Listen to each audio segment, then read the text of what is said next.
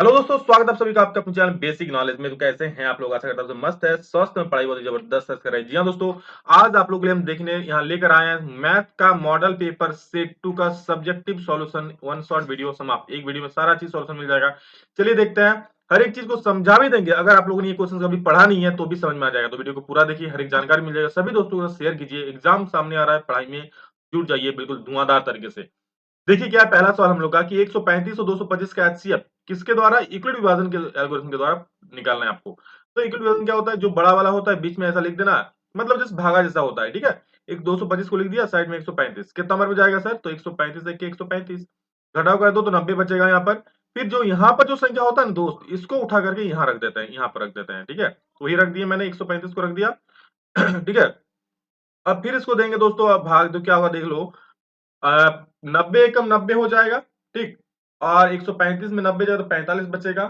और यहाँ पर आप लोग देख सकते हो जब 90 को यहाँ ले आओगे फिर से सेम प्रोसेस दोहराता है। जैसे 135 को उठा के यहाँ रख दिए, उसी प्रकार 90 को उठा करके यहाँ पे रख देंगे। ठीक, 45 दूनी 90 हो जाएगा, जो कट जाएगा, जीरो आया आंसर, मतलब आंसर नहीं जीरो आ गया। तो ये यहाँ पर जो संख्या बचता है ना दोस्त, वही आपका एचसीएफ होता है। समझ गए? मतलब इसका एचसीएफ कितना हो जाएगा? 45। समझ गए? अगर ऐसा सवाल आएगा तो छोड़ना नहीं।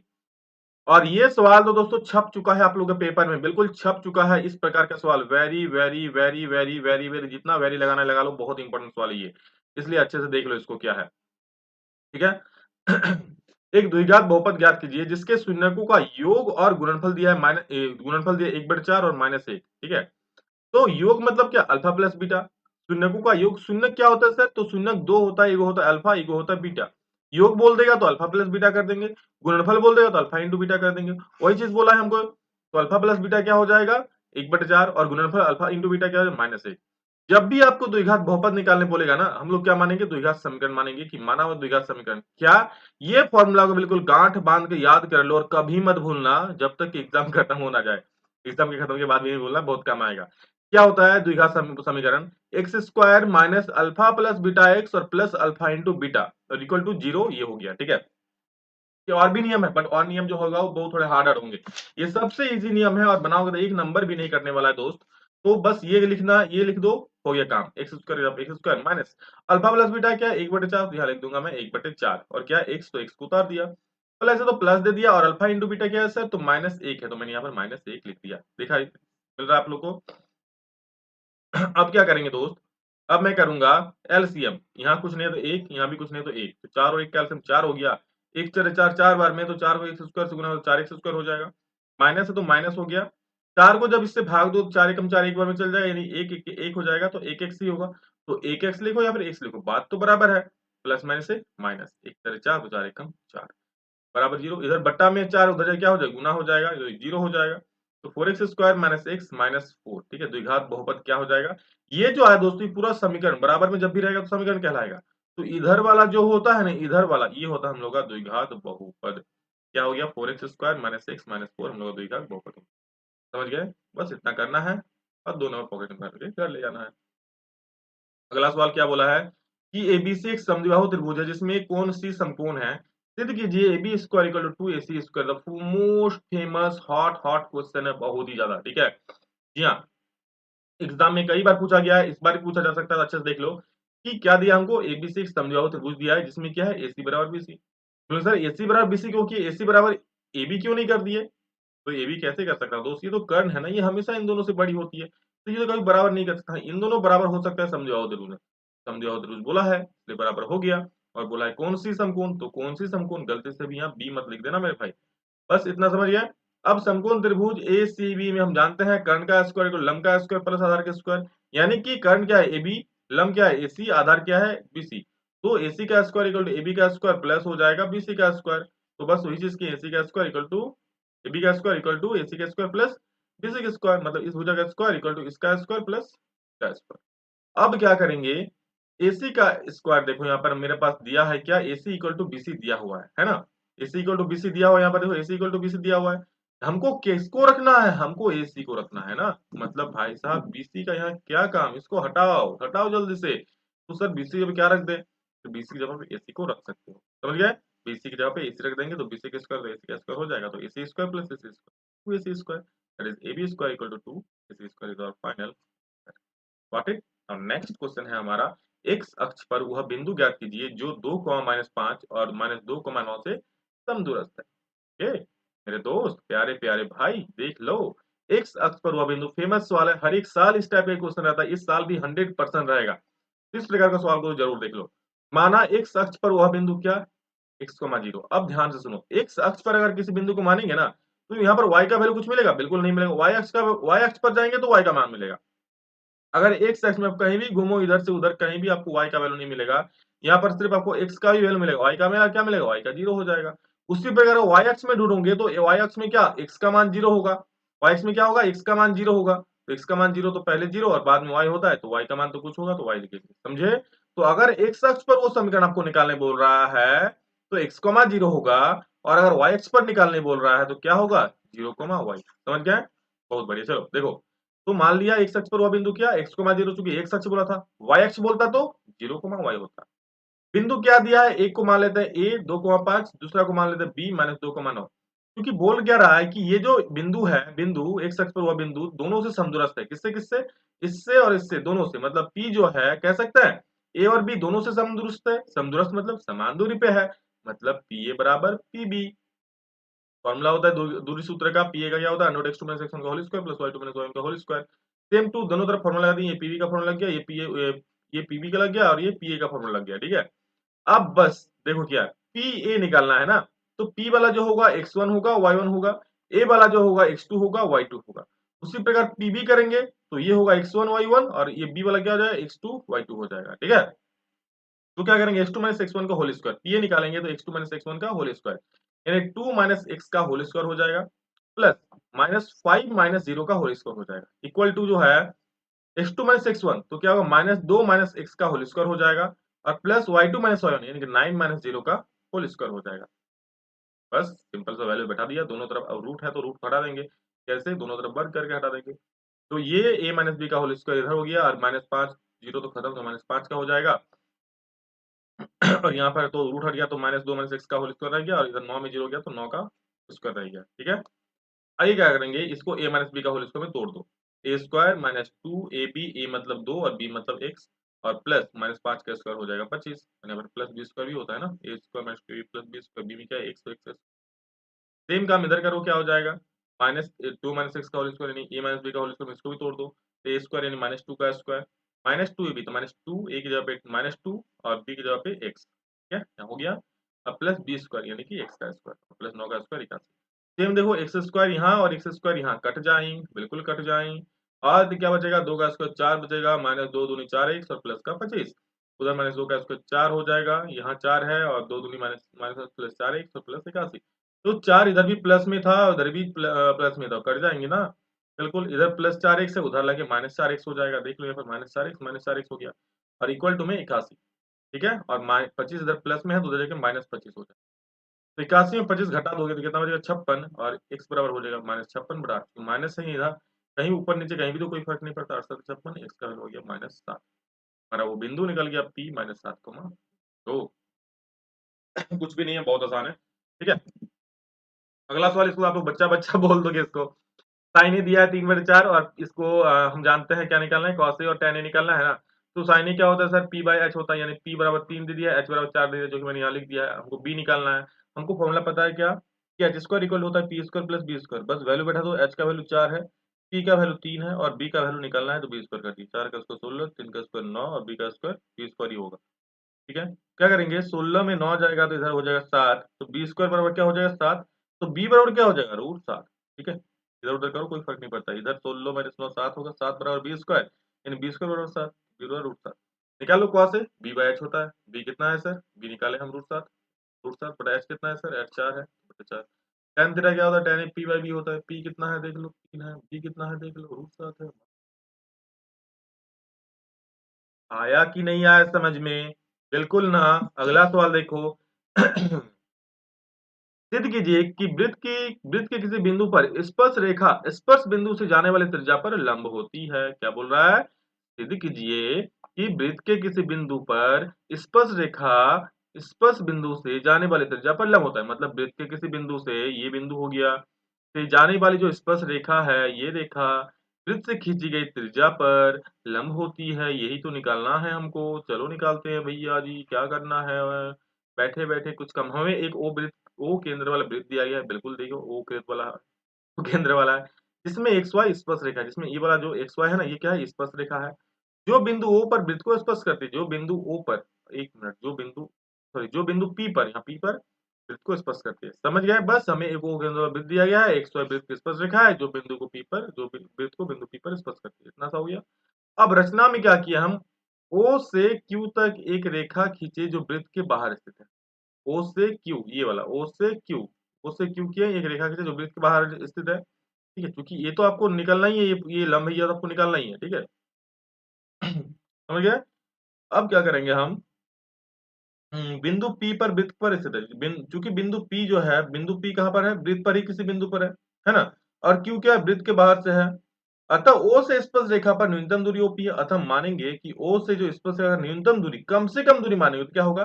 जो उस पर लंब होता है। दोस्तों एक चीज होता है, याद रखना, किसी भी चीज का दो बिंदु से अगर न्यूनतम दूरी निकालना है तो उस पर लंब होता है, समझ रहे हो? जैसे मान लो ये एक त्रिभुज बनाया हुआ है, ठीक है, अगर बोलेंगे यहाँ से इस भुजा की सबसे कम दूरी क्या होगी, तो बोलेंगे जो इस पर लंब वाला होगा ना, जो लंब, वही इसका सबसे कम दूरी होगा, मेरे वही इसका कम दूरी होगा। बिल्कुल वही चीज मैंने यहाँ लिखा, तो सबसे कम दूरी क्या है? ओपी है, समझ गए? अतः ओ से स्पर्श रेखा पर, ओ से स्पर्श रेखा इस पर सबसे न्यूनतम दूरी क्या है? ओपी है, समझ गए? तो क्या करना है अब? किसी भी बिंदु से उस पर रेखा पर न्यूनतम दूरी क्या होता है? उस पर लंब होता है। और किसी भी बिंदु से उस पर अगर कोई न्यूनतम रेखा खींचे, कोई लंब, मतलब सबसे न्यूनतम दूरी क्या होता है? उस पर लंब होता है, मतलब इसलिए क्या हो जाएगा? इसलिए ये लंब हो जाएगा, ठीक है। तो अतः लंब होता है, अतः ओपी लंब एक्स वाई हो जाएगा, इसलिए ओपी लंब एक्स वाई हो जाएगा। बस इतना सा लिखना है, आप लोगों को नंबर मिल जाएगा, और कुछ भी तामझाम ज्यादा नहीं करना है। अगला सवाल बोला है, सविता और हमीदा दो मित्र हैं, इसकी क्या प्रायिकता है कि दोनों का जन्म भिन्न भिन्न हो और दोनों का जन्म एक ही दिन हो, लीप वर्ष को छोड़ते हुए? तो साला में, सॉरी साला में बोला, साल में कितना दिन होता है? साल में 365 दिन होते हैं सर, तो कुल दिन 365 दिन। अब आप सोचो, आप हो और आपके दोस्त हो, ठीक है, मैं कह रहा हूं आपका और आपके दोस्त का सेम दिन जन्म हुआ है, एक ही दिन, तो ऐसा साल में कितना दिन हो सकता है? तो भाई जन्मदिन तो कोई एक ही दिन होगा ना। अब थोड़ी बोलोगे सर मेरा आज भी बर्थडे, मेरा कल भी बर्थडे, मेरा परसों भी बर्थडे, ऐसा थोड़ी होता है, एक ही दिन जन्मदिन होता है ना। तो अगर जन्मदिन सेम दिन हो तो उसका तो एक ही दिन होगा कोई, और जन्मदिन अलग अलग होगा तो कितना होगा? एक दिन सेम हो, एक दिन में जन्मदिन होगा तो बाकी 364 दिन बच जाएगा ना, कि जन्मदिन उसका नहीं होगा वो दिन, समझ लो। आपका कोई बर्थडे जो है एक ही दिन है ना, ठीक है, आप सभी को अगर किसी का बर्थडे है तो हैप्पी बर्थडे, समझ लो, ठीक है। तो अलग अलग भिन्न क्या प्रायिकता निकालना है, जब प्रायिकता क्या निकालना है? जब दिन, जन्मदिन भिन्न भिन्न हो। जन्मदिन भिन्न भिन्न कब हो सकता है? 365 तो दिन ही होता है, जिसमें से एक दिन तो हो गया जन्मदिन, तो बाकी कितना दिन बचा? 365। तो भिन्न भिन्न तीन, सॉरी, बाकी कितना दिन बचा? 364, तो 364 बटा कुल 365 हो जाएगा। जन्मदिन एक ही हो, इसका क्या प्रायिकता है? तो इसका हो जाएगा जन्मदिन एक ही होगा, प्रायिकता एक ही दिन ऐसा हो सकता है, तो 1/365, समझ गए? बिल्कुल आसान सा सवाल है, आसान सा जवाब है। और हमारा अगला सवाल, दर्शाएं कि 5 माइनस रूट 3 एक अपरिमेय संख्या है। पिछले 1-2 साल से इस प्रकार के सवाल नहीं पूछे जा रहे, लेकिन अगले, मतलब इस बार से ऐसे सवाल पूछे जा रहे हैं, काफी सारे सवाल पूछे जा रहे हैं, ठीक है। तो ये काफी महत्वपूर्ण सवाल है। क्या बोला है? माना, मान लूंगा पहले, जो आपको निकालने बोलेगा ना दोस्त, उसका उल्टा मान लेना है। क्या निकालने बोला है? आपको निकालने बोला है कि 5 माइनस रूट 3 क्या है? अपरिमेय संख्या है, बोला है ना। तो मैं मान लूंगा इसका उल्टा, क्योंकि उल्टे हैं, मतलब क्या उल्टा है, तो परिमेय संख्या जब भी आपको बोलेगा निकालने, सॉरी, अपरिमेय संख्या प्रूव करना बोलेगा, तो हम उल्टा मान लेंगे, क्योंकि उल्टा ही ये नियम है। क्या? कि माना 5 माइनस रूट 3 एक परिमेय संख्या है, क्योंकि अपरिमेय संख्या प्रूव करने बोला है, हम इसको यहाँ पर परिमेय मानेंगे। अब अगर ये परिमेय संख्या हो गया तो हम लिख सकते हैं कोई भी परिमेय संख्या p बटा q का रूप का होता है, जहाँ q क्या होता है? Not equal to 0। अब क्या करेंगे? इस जो रूट 3 है इसको अकेला करेंगे, तो p बटा q को इधर ले आएंगे, माइनस हो जाएगा, रूट 3 को उधर भेज देंगे, माइनस में है तो प्लस हो जाएगा, समझ गए इतना बात? अब इसका एलसीएम लो, 5 q माइनस p हो जाएगा, बाई q हो जाएगा, इक्वल टू रूट 3 हो जाएगा। अब ध्यान से देखो, p और q है दोस्त, तो p और q क्या है दोस्त? p और q पूर्णांक है, पूर्णांक है ना। इसीलिए पी क्यू माइनस, तो इसीलिए 5q minus P by Q क्या है? एक परिमेय संख्या है, क्योंकि p और q क्या है? पूर्णांक है, इसलिए 5q minus P by Q क्या पूरा एक पूर्ण संख्या ही होगा, सॉरी, परिमेय संख्या ही होगी। और जब ये परिमेय संख्या होगी दोस्तों, तो आपको पता है कि 3 एक पूर्ण वर्ग संख्या नहीं है। आपको पता है दोस्तों, जो यहाँ रूट के अंदर है ना, ये 3 एक पूर्ण वर्ग संख्या नहीं है, अर्थात रूट 2 एक परिमेय संख्या नहीं है। क्यों? क्योंकि जब किसी का पूर्ण वर्ग संख्या नहीं निकाल सकते तो वो एक परिमेय संख्या नहीं होती है। तो ऐसा हो जाएगा। यहाँ कैसा है कंडीशन? इधर तो अपरिमेय है, पर इधर क्या है, परिमेय है, तो परिमेय नॉट इक्वल टू अपरिमेय होना चाहिए, ठीक है। यानी हम कह सकते हैं इसलिए 5 माइनस रूट 3 तो अपरिमेय संख्या है, समझ गए। 5 माइनस रूट 3 क्या है, एक अपरिमेय संख्या है, क्योंकि रूट का तो पूरा वर्गमूल ही नहीं निकल रहा है क्या। अगला सवाल है, समीकरण युग्म दिया है x में प्लस 3y इक्वल टू 6 और 2x minus 3y equal to 12 को ग्राफ की विधि से हल करना है। तो सिंपल सा मैंने पिछले सवाल वीडियो में बताया था, कुछ नहीं है, अब बस आप लोग पहला समीकरण को लिख लेना, x plus 3y equal to 6, कुछ भी मान लो, x का वैल्यू 0 मान लिया तो बैठा देना 0 यहाँ पर, इस समीकरण में 0 बैठा देना, y का वैल्यू कितना आ जाएगा, 6 आ जाएगा, देखो आसानी से निकल गया। फिर और कुछ बैठा दोगे इसी समीकरण में बैठाएंगे, ठीक है, अभी उधर नहीं जाना है, अभी इधर नहीं जाना है। इधर x का भी क्या बैठा दिए, 3 बैठा दिए, ठीक है, तो जहाँ x वहाँ 3 बैठा दिए, यहाँ 3 बैठा दिए, क्या 3 प्लस 3y बराबर 6, तो 3 प्लस 3y बराबर 6, यहाँ से y का वैल्यू निकालना, 1 आ गया। अब दूसरा इसका एक बॉक्स बनाना है, इस प्रकार से एक बॉक्स बनाना है जो मैंने बनाया है, ठीक है। कैसे, ऊपर में लिखना है x प्लस 3y बराबर 6, जो समीकरण है, हम x बराबर क्या माने, 0 माने, तो y कितना आ गया, 6 आ गया, सॉरी y कितना आ गया, y आ गया आपका 2, है ना। बस वही चीज को लिख दिया मैंने, x बराबर y, तो x बराबर 0 तो y बराबर 6। x बराबर जब हम 3 माने तो y बराबर कितना आ गया, 1 आ गया, 3 और लिखे तो 1 आ गया। बस इतना चीज करना है और आपको भूल जाना है इधर। उधर देखो अब क्या करना है, 2x माइनस 2y बराबर 12, तो मान लेना x बराबर 0, तो यहाँ से y का वैल्यू निकालना -4 आएगा, x बराबर 3 मानना तो y का वैल्यू निकालना -2 आएगा। बस सिंपल सा, जैसे इधर बॉक्स बनाया उधर से ही उधर के बॉक्स बना देना। ये कौन सा समीकरण है, ये आप लोगों का इस समीकरण का है, 2x minus 3y equal to 12 करना है, ठीक है। समझ गए, अब ग्राफ करना है। तो ग्राफ देखो, जो जो बिंदु है यहाँ पर दिखा दे रहा है, सबसे पहले देखो इसको करेंगे, 0 और 2 है, 3 और 1 है, 0 और 2, 0 कहाँ है सर, 0 यहाँ पर होता है, यहाँ बीच में 0 होता है, 0 और क्या है 2, 0 2 2 किस में, y में है, तो यहाँ चले गए, ये बिंदु हो गया। और क्या है, और आप लोग का है यहाँ पर 3 और 1, तो 3 यहाँ पर होगा, मिलके यहाँ 1 हो जाएगा, ये वाला 3 को बस ये रेखा को ऐसे करके मिला दो, समझ गए, देखो यहाँ पर ये दो रेखा मिल गया, ठीक है। अब क्या करेंगे, तो दूसरा वाला देखो, दूसरा वाला क्या है, 0 माइनस 4, 3 माइनस 2, 0 माइनस 4, तो 0 जब भी लेंगे तो -4 हो जाए यहाँ पर, 3 लेंगे इधर x में तो इधर हो जाएगा -2, ये वाला, तो इसको भी ऐसे करके मिलाओगे तो कट जाएगा एक ही बिंदु पर, यहाँ पर कट रहा है ना, यहाँ पर कट रहा है, तो बस आप लोग यही वाला चीज दिखाना है। बस ये दिखा दिया, सीधा आंसर किया, क्या है, क्या है? अगला सवाल है, यदि किसी एपी के प्रथम 14 पदों का योग दिया 1050 तथा इसका प्रथम पद 10 है और 20वां पद ज्ञात करने बोला है। क्या बोला है, प्रथम 14 पदों का योग, यानी कि S14 SN होता है ये पदों का योग, तो S 14 पदों का दिया है तो S14 निकाल लिया मैंने। S14 क्या है, 1050, प्रथम पद दिया है 10 और A20, यानी कि दोस्तों आप लोगों को A20 निकालना है। SN का फॉर्म वैल्यू दिया हुआ है, हमको एसएन का यूज करके क्या निकाल लेना है, डी निकाल लेना। चलो लगाते हैं, क्योंकि हमको एसएन पता है, यानी S14 पता है, ए पता है, तो लगाते हैं एसएन, एन भी पता है, एन मतलब कितना, S14 मतलब एन मतलब 14, क्या हो जाएगा, एसएन का फॉर्मूला होगा n/2 into 2a plus N one D, तो सिंपल सा फॉर्मूला होता है। एन का वैल्यू कितना है, एन का वैल्यू है आप लोग का दोस्तों S14, यानी कि एसएन होता है ना, एस एन होता है, तो एन की जगह क्या लिखा है, 14 लिखा है, यानी एन इक्वल कितना हो जाएगा 14, 14/2a, तो 2 हो गया यहाँ पर, और a कितना हो जाएगा, ये आप लोग का हो जाएगा, देखो लिखा हुआ है 10 लिखा हुआ है, ठीक है, तो 10 लिख दिया, प्लस n-1, तो n कितना है, देखो n मैंने अभी नहीं निकाला, n सॉरी n तो निकाल लिया, 14 है n, ये यही तो n है, ये वाला, तो 14 हो गया, 14 माइनस 1 इंटू डी का हल को निकालना है, तो हो जाएगा। और ये जो करेंगे दोस्तों यहाँ पर 2 इंटू 10, 2 10 से 20 हो जाएगा, और 14 में क्या, तो 13, 13 इंटू डी, 13 डी हो जाएगा, तो 22, सॉरी 22 बोल रहा है, 7, यहाँ देखो 7, ये 7 इधर गुना में उधर जगह बटा हो जाएगा, तो 1050 से कट जाएगा 150 बार में, और इधर 20 बराबर 13 डी, तो 20 उधर जाके इधर प्लस में है, 20 है, ये 20 प्लस में उधर जाके क्या हो जाएगा, माइनस में हो जाएगा, माइनस में नहीं कर दिया उधर जाके, 15 150 माइनस 20 13 डी हो गया, तो 13 डी बराबर 130, कट जाएगा 10 बार में, यानी डी का वैल्यू हो गया 10।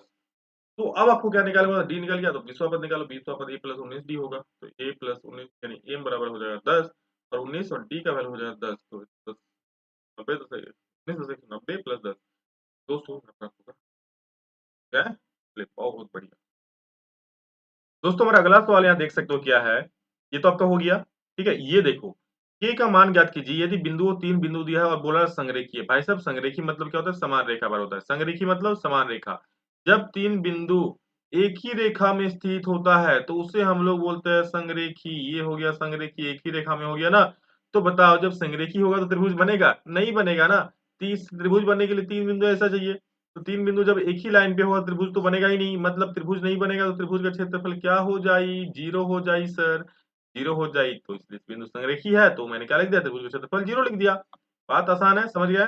अब त्रिभुज के क्षेत्रफल का हमारा ये फॉर्मूला आता है 1/2 into x1 into y2 minus y3 plus x2 into y2 minus y1 plus x3 into y1 minus y2, और ये संरेखी है इसलिए 0 हो गया बराबर में। फिर उसको याद कैसे करोगे, यहाँ पर होता है x1, यहाँ पर होता है x2, यहाँ पर होता है x3, याद रखना, ठीक है। अंदर में देखो, यहाँ पर अगर 1 है ना, तो यहाँ पर 2 और 3 हो जाएगा। तो अंदर में कौन होता है, y होता है, तो y2 माइनस y3। यहाँ पर 2 है तो 2 के बाद क्या आता है सर, 3 आता है, तो y3 माइनस 3 के बाद तो 4 है नहीं, तो क्या हो जाएगा, y1 हो जाएगा। अब प्लस यहाँ पर क्या है, 3 है, तो 3 के बाद क्या हो जाएगा, 3 के बाद 4 नहीं है, 3 के बाद 1 आएगा, 1 माइनस 2, y1 माइनस 2। याद रखना, बाहर में x होता है, अंदर में y होता है, बन जाएगा। बस ऐसे मैंने याद रखा है 10th क्लास में, अभी तक नहीं भूला, और मुझे दोबारा याद करने की जरूरत नहीं पड़ा था, ऐसे याद कर लें, कभी नहीं भूलोगे, ठीक है। बस सिंपल, जिसका जो वैल्यू है दोस्तों बैठा देना यहाँ पर एक एक करके। देखो यहाँ पर x1 का जो वैल्यू है, यहाँ x1 है, देखो ये है आपका x1, ये है y1, ये है x, ये है y2, ये है x3, ये है y3। बस आप लोग वैल्यू बैठाना है, सब लोग मैंने यहाँ वैल्यू बैठा दिया, आप लोग देख देख के बैठा देना, कोई दिक्कत वाली बात नहीं है। अब देखो माइनस माइनस प्लस मतलब प्लस 5 हो गया, माइनस 4 है, प्लस के है, और माइनस में प्लस मतलब माइनस 6 हो जाएगा, प्लस 2 है, और ये माइनस माइनस प्लस मतलब 4, 1 प्लस 4 हो जाएगा। बस कैलकुलेट करो, माइनस प्लस से माइनस 5 में 4 गया तो 1, प्लस का के और माइनस का 6, तो माइनस प्लस माइनस 6 के हो जाएगा, प्लस 2 और 4 1 5 हो जाएगा ना, तो 5 दूनी कितना हो जाएगा, 5 दूनी 10 हो जाएगा, 10 लिख दिया। 8 के प्लस 10, यहाँ 10 है तो 18 हो जाएगा, और माइनस का 6 के बराबर का 0। 18 के हो जाएगा, 8 और 10 मिला करके 18 उधर जाएगा तो माइनस 18 हो जाएगा, क्योंकि यहाँ का माइनस और यहाँ का माइनस कटेंगे।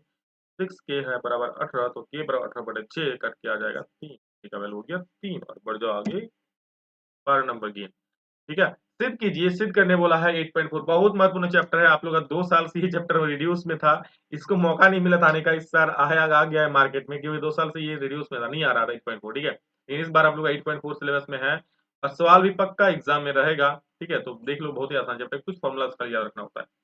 क्या है, 1 plus sine a by 1 under root 1 minus sine a है दिया हुआ, तो इसका हर का परिमेयन कर दो, माइनस है तो ऊपर नीचे क्या प्लस से गुना कर दो, 1 माइनस साइन ए है ना, तो 1 plus sine a by 1 plus sign से गुना कर दिए। अब देखो 1 प्लस साइन ए यहाँ पर भी है, 1 प्लस साइन ए यहाँ पर भी है, तो सेम सेम है, तो मतलब ए प्लस बी इंटू ए प्लस बी, ए प्लस बी का होल स्क्वायर हो जाएगा। और यहाँ पर ए माइनस बी और ए प्लस बी क्या होता है, a minus b into plus b, a square minus b square, 1 का स्क्वायर माइनस साइन स्क्वायर है। 1 प्लस साइन ए का होल स्क्वायर हो गया अंडर रूट में, और 1 का स्क्वायर 1 हो जाएगा, साइन स्क्वायर ए का साइन स्क्वायर हो जाएगा। क्या हो जाएगा, 1 माइनस साइन स्क्वायर हो जाएगा कॉस स्क्वायर ए, और ये है 1 प्लस साइन ए का होल स्क्वायर, ठीक है। अब जो ये रूट के अंदर है दोस्त, क्या है रूट के अंदर, तो क्या करना है, रूट के अंदर है तो, रूट के अंदर है ना, तो ये रूट के बाहर निकाल देना, हो जाएगा 1 plus sign by cos a हो जाएगा। इसको अलग अलग भाग दे देना, 1 बाई कॉस ए और plus sine a by cos a, अलग अलग बढ़ जाएगा ना, एक बार इससे भाग देना cos a, 1 by cos a और plus sine a by cos a, हो जाएगा 1 by cos a sec a और sine a by cos a sine a. समझ गया। चलो नेक्स्ट क्वेश्चन दोस्तों, आप लोग रचना से, मैंने कहा है रचना का जितने सारे हैं, रचना को बचा के रखना, ठीक है। विकास सर आएंगे, सबको एक साथ बताएंगे। चलो इसको आगे आऊंगा तो बता दूंगा। आगे देखो, एक घड़ी की मिनट की सुई है जिसकी लंबाई 14 सेंटीमीटर दिया है, ठीक है, और सुई द्वारा 5 मिनट में रचित क्षेत्रफल ज्ञात करना है। इस प्रकार से, ये मान लो घड़ी है, ठीक है, मान लो आपका घड़ी है।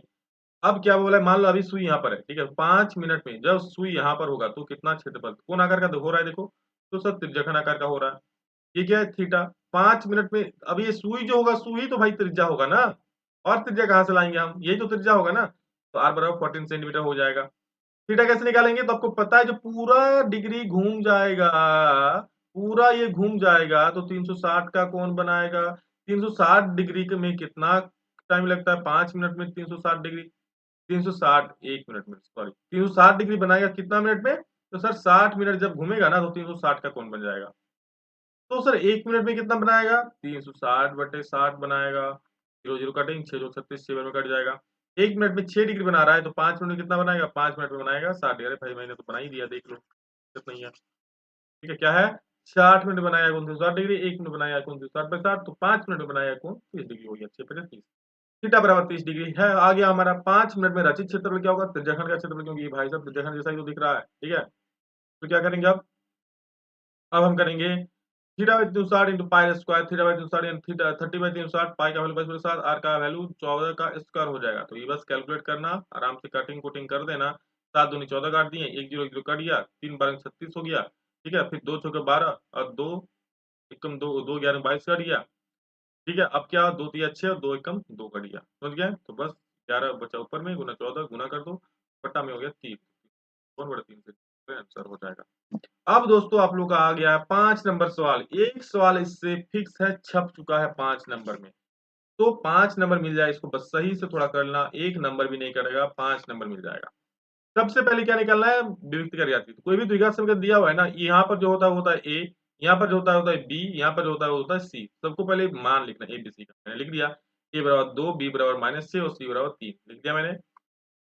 विभक्त कर ज्ञात करना है, यानी डी निकालना है। तो डी का फॉर्मूला हमारा होता है, याद रखना, बी स्क्वायर माइनस 4 ऐसे हमेशा होता है। तो बी का स्क्वायर यानी कि -6 का स्क्वायर माइनस 4, ए का वैल्यू 2 और सी का वैल्यू 3। तो 4 दूनी 8 होती है 24, 36 में 24 जाएगा तो हो जाएगा 12। 12 यानी डी क्या है? 0 से बड़ा हो गया। तो मूल वास्तविक और क्या होगा? असमान। जब डी 0 से बड़ा होता है तो मूल क्या होता है? वास्तविक और असमान होता है। समझ गए? अब हमको मूल निकालना है, वास्तविक और असमान होगा या वास्तविक और समान होगा। यानी जब डी बराबर 0 होगा या फिर डी जब ग्रेटर देन 0 होगा तो ही हमको वैल्यू निकालना है, वरना नहीं निकालना है, वरना नहीं निकालना होता है। तो x का वैल्यू क्या? डी वैल्यू 0 से बड़ा आ गया ना डी का। तो x बराबर हमारा ये फॉर्मूला होता है मूल निकालने का। याद रखना, ये वाला फॉर्मूला भी डायरेक्ट ये फॉर्मूला भी पूछ देता है 1 नंबर में, तो याद रखना।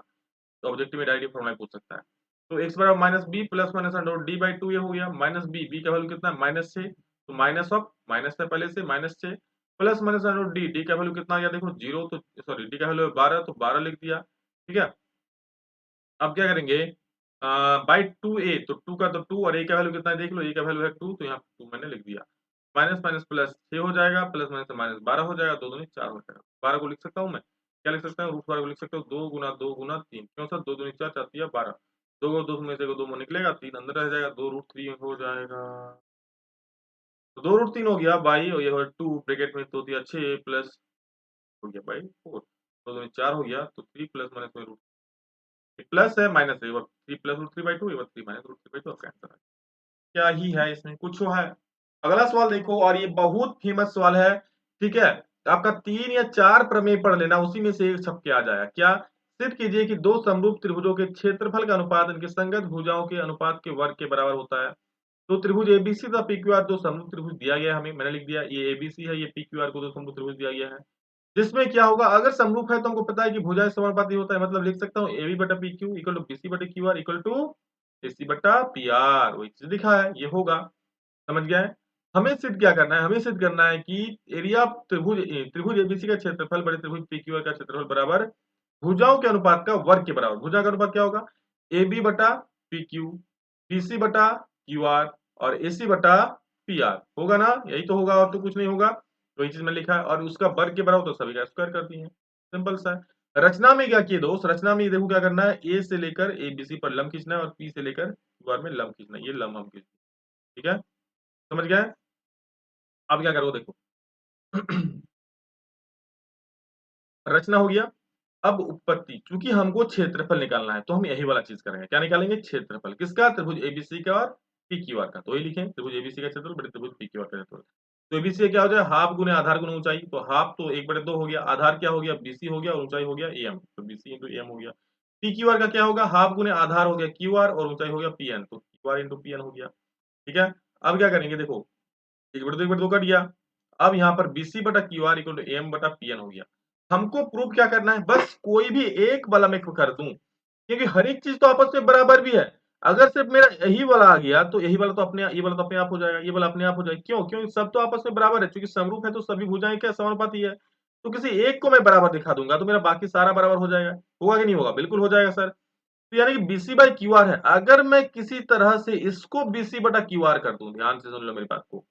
अगर बगर मैं किसी तरह इसको बीसी बटा क्यू आर कर दूं, तो बीसी बटा क्यू आर इंटू बीसी बटा क्यू आर, तो बीसी बटा क्यू आर का क्या हो जाएगा? होल स्क्वायर हो जाएगा कि नहीं हो जाएगा? बिल्कुल सर हो जाएगा। ठीक है, तो वही चीज हमको करना है। कैसे होगा? बीसी बटा क्यू आर कैसे करेंगे इसको? तो अब दोस्तों एम बाई पी एन किस में आ रहा है? देखो एम बाई पी एन इसमें आ रहा है, ये छोटा ये वाला त्रिभुज में। तो एक बार ये वाला त्रिभुज और ये दोनों त्रिभुज, ठीक है, देख लो। ये दोनों त्रिभुज की तो मैं लूंगा, असमरूप दिखा दूं तो क्या होगा? ए बी बटा पी क्यू बराबर ए एम बटा ए एम।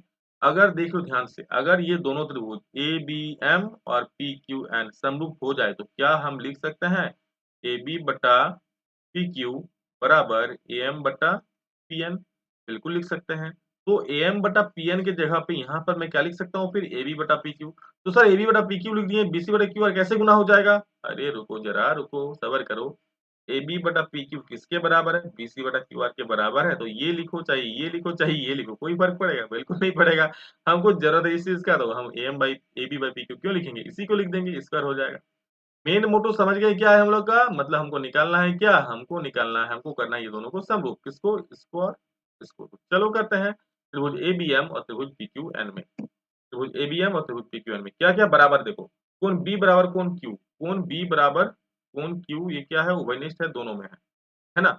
अब ये कोण कितना डिग्री का है, ये कोण दोनों का 90 डिग्री का है। ए एम बी बराबर P Q P N Q, वही चीज, ये कोण एम बराबर एन, कोण एम बराबर एन, ये एम है, एक मिनट देख लो, ये क्या है, कोण एम 90 डिग्री, ये कोण एन 90 डिग्री, बराबर हो गया, 90 डिग्री का है, देखो।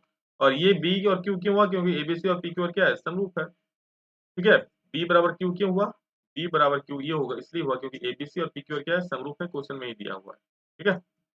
तो अब क्या करेंगे, देखो जब समरूप है तो समरूप हो गया ना, ए बी एम और पी क्यू एन समरूप हो गया, ए समरूपता नियम से। तो मैं जो कहा था वो चीज लिख सकता हूँ, ए बी बटा पी क्यू बराबर ए एम बटा पी एन में लिख सकता हूँ ना, ठीक है, लिख दिया मैंने। अब दोस्तों बी सी बटा Q R equal to A M बटा पी एन होगा, ठीक है। A B by P Q के जगह पे मैं लिख सकता हूँ बी सी बटा क्यू आर, इसके जगह जगह पे मैं इसको तो लिख ही सकता हूँ ना, क्योंकि ये तो सब आपस में बराबर है, ए बी बटा P Q R equal B C बटा Q R equal A C बटा पी आर लिख सकता हूँ। तो बी सी बटा क्यू आर इक्वल टू क्या, इधर A M by P N हो गया, समीकरण एक तथा दो से। समीकरण एक क्या है दोस्त, समीकरण एक देखो इधर है, समीकरण एक, समीकरण एक ये वाला है, एक और ये दो से, ठीक है, क्या हो जाएगा, पीसी बाई क्यू आर की जगह A M by P N लिख सकते हैं। तो क्या करेंगे, देखो यहाँ पर ये है हमारा त्रिभुज एबीसी का क्षेत्रफल, त्रिभुज पी क्यू आर का क्षेत्रफल, पीसी बाई क्यू आर तो रहेगा, A M by P N की जगह मैं क्या लिख दूंगा, देखो A M by P N की जगह मैं क्या लिखता हूँ, तो बीस ये हो गया, A M by P N की जगह क्या लिख देंगे, बीसी बाई क्यू आर लिख देंगे, जो कि हम यहाँ से आ गया, अतः हम लिख सकते हैं त्रिभुज एबीसी का क्षेत्रफल बड़े त्रिभुज पीक्यूआर के क्षेत्रफल बराबर एबी बाई पीक्यू का स्क्वायर बराबर बीसी बाई क्यूआर का स्क्वायर बराबर एसी बाई पीआर का स्क्वायर, क्योंकि ये सब आपस में बराबर है, ये सब आपस में बराबर है भैया, सब आपस में बराबर है, कोई एक चीज बराबर हो गया ना, कोई एक चीज भी बराबर हो गया यहाँ पर, तो आपका ये बराबर हो गया। अगला सवाल हमारा है, 7 मीटर ऊंचे भवन के शिखर से केबल टावर के शिखर का उन्नयन कोण 60 डिग्री है और इसके पाद का अवनमन कोण 45 डिग्री है, टावर की ऊंचाई ज्ञात कीजिए। चलो भैया टावर की ऊंचाई निकालने बोला है। एक 7 मीटर भवन है जो कि सीडी है, और एक A B A E tower है, ठीक है, ई क्या है, टावर है, आपको टावर की ऊंचाई निकालना है। यहाँ बोल दिया है कि 7 मीटर ऊंचे भवन केबल टावर के शिखर का उन्नयन कोण, भवन के शिखर से, ये भवन का शिखर हो गया, यहाँ से केबल टावर का शिखर ये हो गया, आपको पता है टावर ऊंचा होता है, का उन्नयन कोण कितना, ये वाला कोण कितना है, उन्नयन कोण जो जमीन से समतल पे होता है, ये कितना है, 65 सॉरी 60 डिग्री है, हो गया 60 डिग्री यहाँ पर।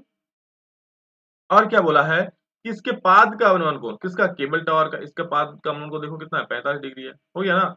अब हम करेंगे समकोण त्रिभुज, सबसे पहले देखो हम किसको लगाएंगे, हमको अगर हमको निकालना है क्या, देखो ये 7 है तो ये तो 7 हो ही जाएगा, कोई दिक्कत नहीं है, तो बराबर है ना।